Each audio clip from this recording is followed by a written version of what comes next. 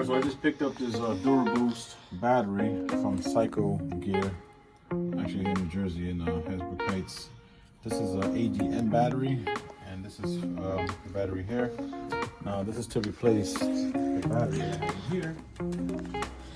My 2003 Harley Davidson Electric Line Ultra Classic. So the instructions say the first thing you should do is test the battery. Multimeter here, we're going to turn it on. Max so you can get the so black to blue, red to red, and it's reading just under 13 volts, about 12.97. Now the instructions here say if it's between 12.8 and 13.0 volts, that means the battery is between 75 and 100%. It says may require charge 3 to 5 hours. So again, this battery out of the box, it's at 12.97 volts. Now the battery that I'm replacing, this battery I believe this is in 2019. So again, red to red, black to black, and this is a lot lower. This is at 12.29. So this means that this battery is between 50 and 70% of charge, so it's not holding a charge anymore. So the next step is I'm going to take the old battery out and compare it physically side by side. Okay, brothers and sisters, it's time to take the old battery out. Okay, so the old battery is out of the 03 Harley. Let's do a side-by-side comparison. Alright, so these are the batteries. This is the Super Start. I believe this is from O'Reilly's Auto Parts. So again, red to positive, black to negative, and we're at 12.33 volts, which is pretty low. Now let's test the new battery from Cycle Gear. Red to red, black to blue, and 12.98. Almost at 13 volts. Right, so let's weigh the Super Start battery from O'Reilly.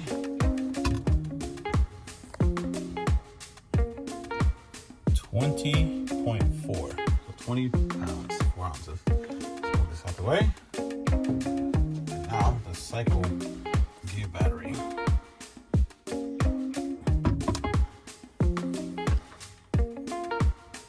22.4. So it's exactly 2 pounds heavier than the Super Start battery.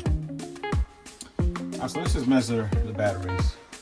So the Super Start, 6 inches and a quarter.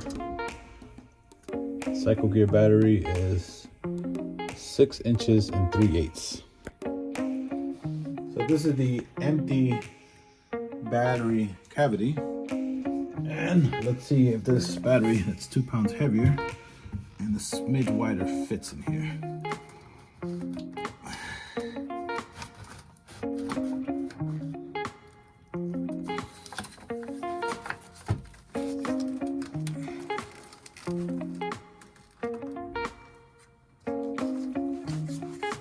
It's not seating just right just yet. And this is such a heavy battery, and there's limited space in the battery box. So what I did was I just made a quick handle with zip ties, and it worked great. I just want to show you, this is the front of the battery, the side. You see here, it's scraped up against the battery box on the Harley, and the back, there's absolutely no room. This is what happens when you try to put it in. So it's scraping over here. Right in here, you can see some of the sticker here. But this is just a little too wide, and there's no more room going this way. But it does fit, it's just a tight fit. Let's try to connect the battery next. Alright, so this is my homemade handle using zip ties. It's the only way I can think to get the battery in safely. And again, it's super tight in here.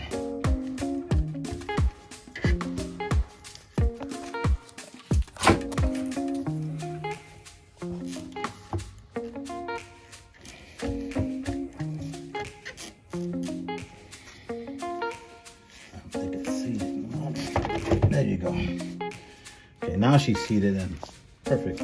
So once you're done with your homemade handle, obviously you can cut this off and then you can start connecting the battery. So I noticed a major design difference from the newer cycle gear battery to the one from O'Reilly. So on the O'Reilly one, see how this has a port for the batteries, positive and negative. So you can screw it in here, and then you won't have an issue on top. This is, you can screw in your accessories.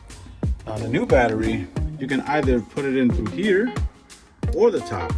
You see? So if you put the screw through here, it's gonna block it on top. Unlike on this design. I like this design better, but this is for the battery terminals, and then your accessories go on top. Now in this battery, everything's gonna have to get plugged in either to the top or to the sides of the terminals using your battery bolts. So this design is much better, much superior than this design. But anyway, let's continue with the install. Alright, so this is the final video of the cycle gear V-twin battery from my 03 Harley. So after charging overnight completely, according to the shoe market charger, it says it's at 100%. And the multimeter says the battery is now at 12.89 volts. So let's give it a start.